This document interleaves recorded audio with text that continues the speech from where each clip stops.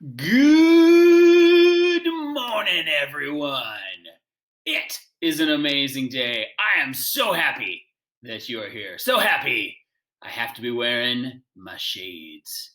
All right, leading us in the Pledge of Allegiance today, I needed somebody good.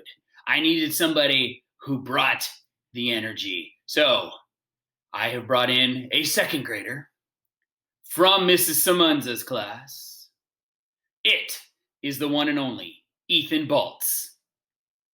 Ethan, take it away. Good morning.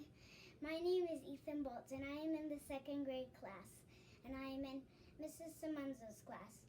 Can everyone please stand and join me for the Pledge of Allegiance? Please remove all hats and hoods and place your right hand over your heart. Ready? Begin. I pledge allegiance to the flag of the United States of America and to the republic for which it stands, one nation, under God, indivisible, with liberty and justice for all. Please be seated, and thank you very much. Bye-bye. Thank you so much, Ethan. You crushed it. And it was a perfect lead-in because today it's election day. It's a really, really important day in our country. And it's really important that you encourage your parents, your teacher, everybody to make sure that they vote. Because voting is such an important part of what makes our government and our country so great. But one of the unique things about how we elect a president, it's not necessarily based off of who gets the most votes. Rather, we have a very interesting system where each state has a number of votes, and a president has to win a majority of those votes. It's called the Electoral College. To help you understand it a little bit better, because you're going to hear a lot about it, and maybe your parents or some of your other family members are going to be watching the election coverage tonight, and you'll hear a lot about the Electoral College. So we have Brain Pop here to explain this year's election and how a variety of different factors are going to play in determining who's going to be the next president of the United States. I hope you enjoy. Hope you have a great day. And again, go encourage all of those adults in your life to get out there and vote.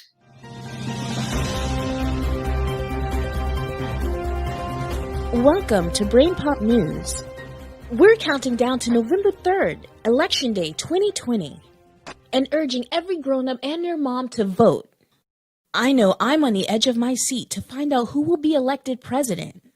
The incumbent or current office holder, President Donald Trump, or the challenger, Joe Biden, who served as vice president under Barack Obama. Plus, there are a slew of senators, representatives, governors, and others up for election around the country. So bring it on, Election Night 2020. Okay, make that election month 2020. COVID-19 has slowed everything down this year. But some stuff is still the same, like how you win. For a quick review of that, let's turn to our senior map guy, Tim. Thanks, Nat. Most U.S. elections follow a pretty simple rule. Whoever gets the most votes wins. But presidential elections are not so straightforward. You can think of it like an elaborate game with a complicated scoring system. Instead of competing for individual votes, candidates are trying to win these electoral votes. That's a number assigned to each state based on its population. The more people who live in a state, the more electoral votes it gets. There are 538 in total. The candidate who can get a majority of those, 270 or more, wins the election. So, on Election Day, each state begins to count up its residents' votes. And in every state but Maine and Nebraska, whoever gets the majority wins all of that state's electoral votes. That process repeats for every state in the Union, with each candidate adding all their votes to their total. This system is known as the Electoral College. Biden is a Democrat, so he can likely count on winning these solid blue states. And Trump, a Republican, can count on these solid red states. Swing states are the real battlegrounds of a presidential election. They swing between the Democratic and Republican candidates from election to election. So their electoral votes tend to swing elections one way or the other. This election, the states in hottest contention include Ohio, North Carolina, Florida, Arizona, Pennsylvania, and Georgia. Their electoral votes are most likely to swing the election. You can learn way more about the path to the presidency in our presidential election topic. But Nat can tell you more about election night. Thanks, Tim. On Election Day, voting sites close in the evening. Times vary state to state. Then, news outlets start reporting on results. You might hear that a candidate is leading in a certain state based on, say, 60% of precincts reporting.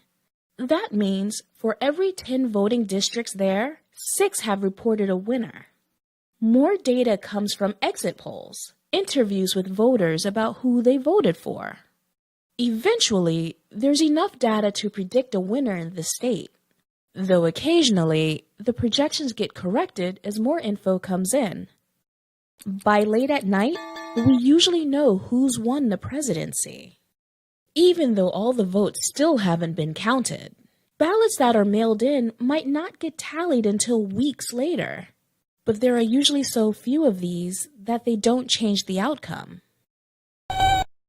Right, this year is far from usual. Because of the pandemic, lots of people aren't voting in person. They're voting by mail. Mail-in ballots could make up half or more of the votes, which is likely to make tallying the results a little slow. Depending on how close the race is, it may take a long time to determine the winner, like days or even weeks.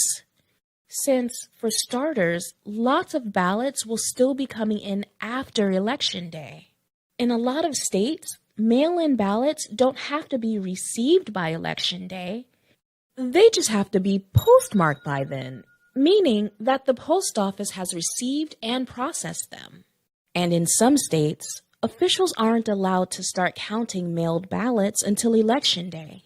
It takes time for election workers to open envelopes, flatten out ballots, and verify voter signatures. But remember, mail-in ballots count just as much as those cast in person. So we need to let the process work and make sure every vote gets counted. A few states have been doing elections completely by mail for a while, and people there are used to waiting for results. Patience is just part of the deal.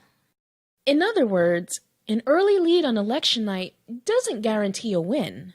So if any candidate is claiming early victory, be skeptical. That goes for news sources too.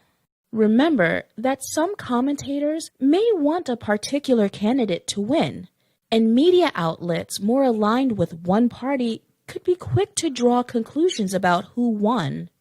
If that gets shared around enough, it could create a false narrative and damage the public trust in the election. If you're looking for a really reliable projection, go to the Associated Press. They're an independent cooperative made up of thousands of reporters. Bottom line is, even though this year's election is kind of different, even if the results take a while to come in, when all is said and done, the results will be just as rock solid as any other year.